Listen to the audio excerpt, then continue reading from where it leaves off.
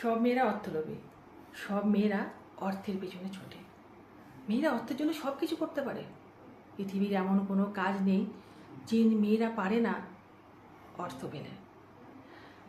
এই বদনামটা সমস্ত মেয়ের মাথায়, কিন্তু সব মেয়ে তো সমান নয়, সব ছেলেও সমান নয়।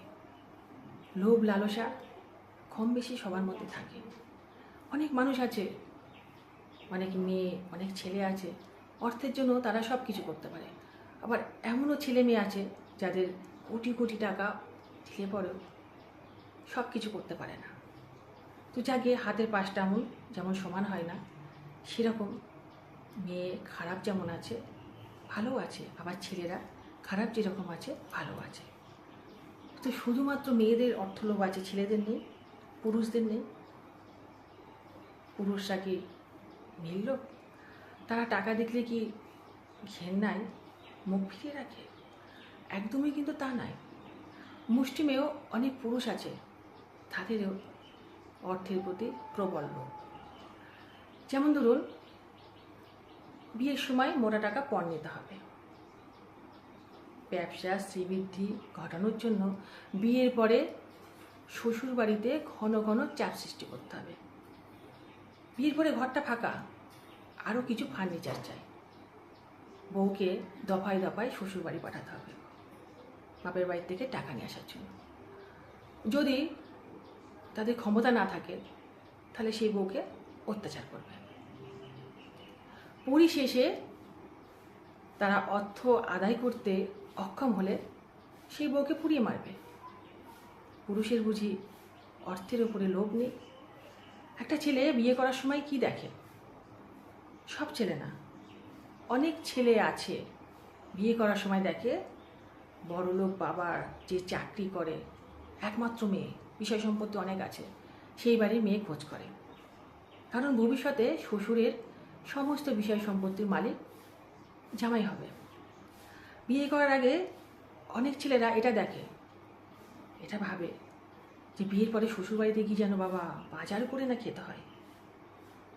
তারপরে বিয়ের পরে যদি তারা দেখে শ্বশুরবাড়িতে বাজার করে খেতে হচ্ছে না, অনেক আদর যত্ন করছে শ্বশুরমশাই, তখন তারা আনন্দে গদগদ হয়ে সবাইকে বলে বেড়ায়, বাবা একটা শ্বশুরবাড়ি পেয়েছে যেখানে কিনা বাজার করেই খেতে হয় না। আমার মানিব্যাগের টাকাটা কীরকম নিয়ে যায় সেরকমই থাকে, কোনো খরচা হয় না, একটু শান্তি পেয়েছি বাবা। পুরুষ মানুষ এরকম প্রেমিক হয় যে নাকি তার প্রেমিকার ভালোবাসার দুর্বল মুহূর্তের ছবি তুলে তাকে ব্ল্যাকমেল করে। এইটাকেই তারা রুজি রুটি মনে করে একজন না, বহু মহিলার সঙ্গে তারা এগুলো করে, কারণ তারা এটা নিজেদের প্রফেশনাল ব্যবসা মনে করে। আচ্ছা বলুন তো, পুরুষ মানুষের অর্থের লোভে কত মেয়ে বিক্রি হয়ে গেছে, কত মেয়ের মান ইজ্জত চলে গেছে। একজন স্ত্রী তার স্বামীকে কখনো টাকার লোভে অন্য মেয়ের বিছানায় পাঠায়, কিন্তু একজন পুরুষ পাঠায় অর্থের লোভে তার স্ত্রীকে পর পুরুষের বিছানায় যেতে বাধ্য করে। মেয়েদের তো লোভ আছে মানছি, সব মেয়েদের না, পুরুষদেরও লোভ আছে, কিন্তু একটা জায়গায় পুরুষদের এই লোভের মাত্রাটা মেয়েটাও ছুঁতে পারেনি। সেটা হচ্ছে অন্যের বিছানায় পাঠিয়ে অর্থ উপার্জন করা।